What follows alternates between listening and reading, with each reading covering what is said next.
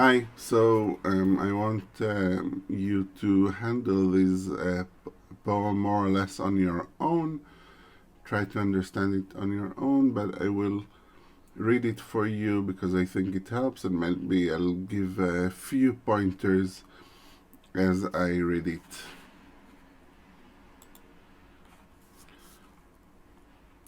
Poems with Disabilities by Jim Ferris.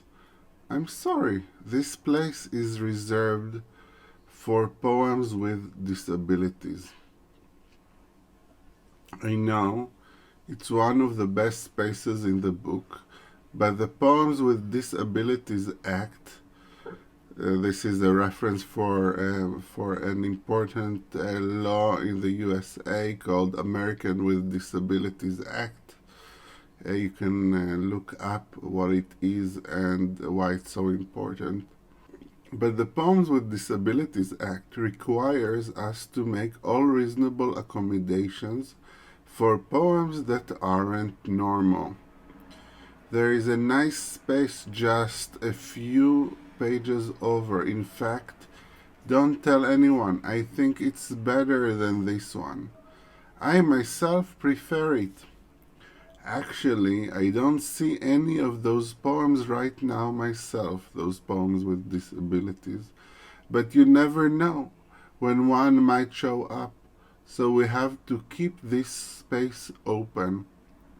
You can't always tell just from looking at them, at the poems, that they are disabled either.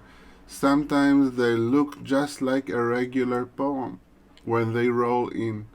You're reading along and suddenly everything changes. Notice when there's a phrase like everything changes in the poem, it might be a kind of turning point in the poem itself, so you should be alert to that moment. So, and suddenly everything changes. The world tilts a little, goes to the side a little. Angle of vision jumps. Your entrails aren't where you left them. You remember your aunt died of cancer at just your age, and maybe yesterday's twinge means something after all. Your sloppy, fragile heart beats a little faster, and then you just know, the poem is right where it belongs.